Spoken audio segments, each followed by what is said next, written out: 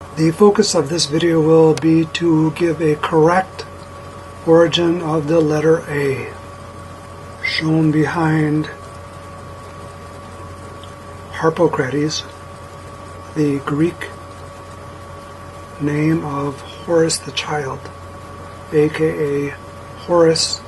in the form of the morning sun god, shown here, born out of a lotus flower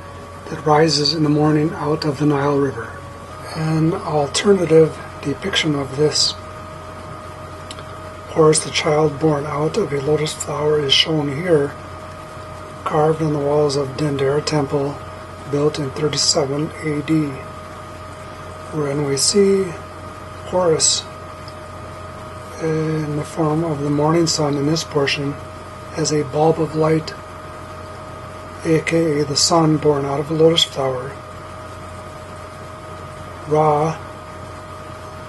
shown here as the noon portion of the sun. Apep, shown here as the snake or evil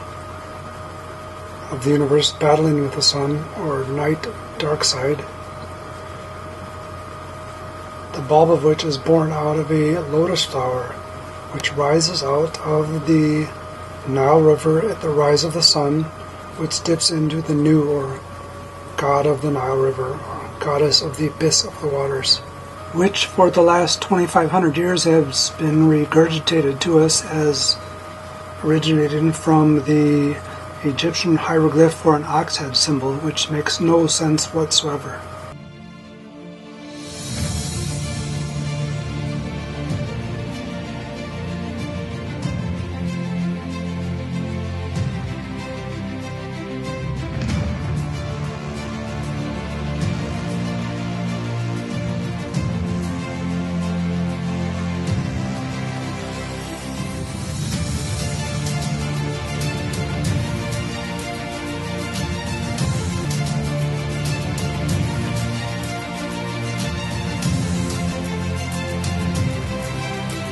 Or in a Roman rescript, Jesus, shown with a halo or sun disk behind his head, with the Alpha or A letter behind him and the Omega letter in front of him. To recapitulate thus far, at left we see the false etymology of the letter A as purportedly derived from the Egyptian symbol of the ox head at left, and the Omega symbol at right, shown in a 2018 tattoo put on the arm of someone, wherein the A and the Omega, or the W, is shown between the Greek letters Rho and Chi, which to the person who got the tattoo is presumably meant to be the Trinity, or Father, Son, and Holy Spirit. At the top we see the classic biblical Alpha and the Omega, which Jesus purports to be correctly. 3,000 years before we see these pictures of Jesus etched around the walls of Rome with an Alpha and Omega surrounding him, or Harpocrates in Greece with the Alpha and Omega surrounding him, we find in Heliopolis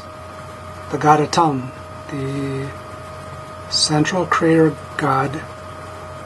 who self-engenders himself and then blows out as his first act of creation air, or the god Shu, and then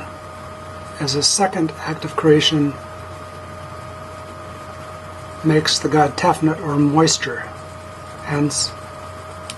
as air is the first act of creation, the letter A becomes the first letter of the Greek alphabet. The follow-up question is, how did we determine this? To explain, Shu, according to the Heliopolis creation myth, procreates with Tefnut via divine sexual union, the god Jeb Earth and the nut Heaven.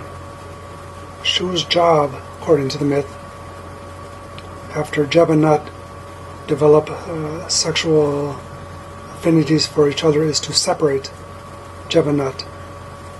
by way of holding up the heaven from the earth. A depiction of this is shown here, where Shu, in the middle as air, is conceptualized as separating Jeb, the male,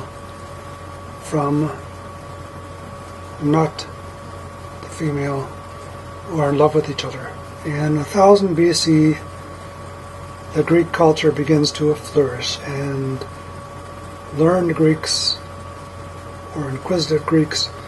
all travel to Egypt to learn their cosmology, and from this Egyptian cosmology they construct the Greek cosmology, wherein Shu, or air, the first thing created by the creator god Atum, is rescripted as Atlas, shown here holding up the heavens. Atlas, in turn, by way of what's called Greek isopsephy number coding, is numerically equivalent to alpha, both having the numerical value of 532. It's kind of a secret name that equates Atlas to alpha and Atlas to Shu, wherein the letter A derives or originates as the first letter of the alphabet.